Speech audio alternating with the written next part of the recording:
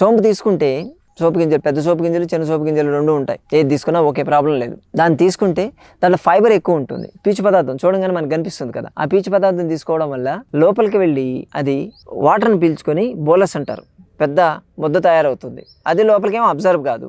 మరి ఏం చేయాలి, బాడీ బయటకు పంపించేయాలి. కాబట్టి ఆ జీర్ణరసాలు అది కరిగి లూబ్రికెంట్ లాగా తయారయ్యి ఎక్కువ స్పేస్ ఆక్యుపై చేస్తుంది. ఆక్యుపై చేసి దాన్ని నెట్టేస్తూ ఉంటుంది.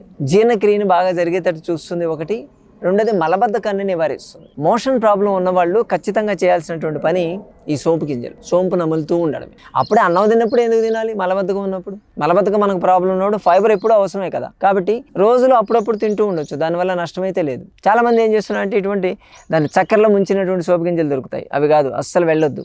చక్కెర ముంచి తీసుకున్నారా మీ డైజెషన్ సిస్టమ్ హాల్ట్ అవుతుంది. షుగర్ ఉన్న వాళ్ళకి షుగర్ పెరిగిపోతుంది. దానివల్ల వచ్చేటువంటి బెనిఫిట్ని జడగొట్టుకొని నష్టాల బారిన మనం పడ్డట్టు అవుతుంది. అలా కాకుండా ప్లెయిన్ సోపు గింజలు తీసుకోండి. అది ఏదైనా పర్లేదు, చిన్నదైనా పర్లేదు, పెద్దదైనా పర్లేదు. ఫైబర్ ఎక్కువ ఉంటుంది కాబట్టి హార్ట్కి కూడా చాలా మంచిది. హార్ట్ ప్రాబ్లమ్స్ రాకుండా చూస్తుంది. అది ఎక్కడ కూడా బ్లడ్ వెజల్స్లో ఎక్కడ బ్లాకేజెస్ రాకుండా చూస్తుంది. అది అంత ఎఫెక్టివ్ పనిచేస్తుంది. జీర్ణక్రియని ఫాస్ట్ చేస్తుంది బేసికల్గా. అలాగే లేడీస్ అంటే కొత్తగా డెలివరీ అయినటువంటి తల్లులు ఉంటారు కదా, వాళ్ళకి ఈ సోపు గింజలు పెడితే పాలు బాగా పడతాయి. పాలు ఎవరికైనా కొంచెం తక్కువ వస్తున్నాయంటే వాళ్ళకి సోంపు గింజలు ఇవ్వండి. ఇవి నవిలి మింగుతూ ఉంటే ఆ సోపు గింజలు ఎఫెక్ట్ ఉంటాయి. లేదా సోపు గింజలతో కషాయం కూడా చేయొచ్చు. సోపు గింజలు నీళ్ళలో వేసేసి కషాయంలాగా చేయొచ్చు.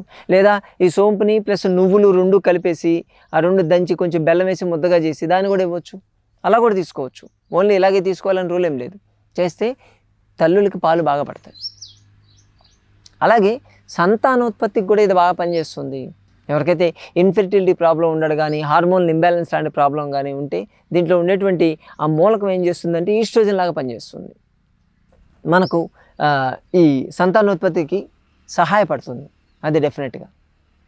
అలాగే దీనిలో ఉండేటువంటి ఫైబర్ ఏం చేస్తుందంటే డైజెస్టివ్ సిస్టాన్ని క్లీన్ చేస్తూ ఉంటుంది. మెటబాలిక్ రేట్ని కూడా బాగా పెంచుతుంది. ఇది మెటబాలిక్ రేట్ బాగా పెరిగింది అనుకోండి, మీకు ఫ్యాట్ బర్నింగ్ పనిచేస్తుంది. అంటే వెయిట్ లాస్ కావాలనుకునే వాళ్ళు కూడా ఇది బాగా పనిచేస్తుంది. కానీ ఇక్కడ ఒకటేం చేయాలంటే, వెయిట్ లాస్ కావాలి అని అనుకునే వాళ్ళు ఏం చేస్తారంటే లంచ్కి ముందు కానీ డిన్నర్కి ముందు కానీ ఈ సోపు గింజల్ని ముందు తినాలి. ఫుడ్ తినబోయే ముందు ఒక ½ అవర్ బిఫోర్ సోపు గింజలు తినేసి ఒక గ్లాసు వేడి నీళ్ళు తాగాలి. ½ అవర్ ఆగి ఫుడ్ తినండి. అప్పుడు ఏమవుతుందంటే మీరు తినేటువంటి ఆహారంలో సగం కూడా తినలేరు. క్వాంటిటీ తగ్గుతుంది, కొంచెం తినగానే ఫిల్ అయిపోతుంది.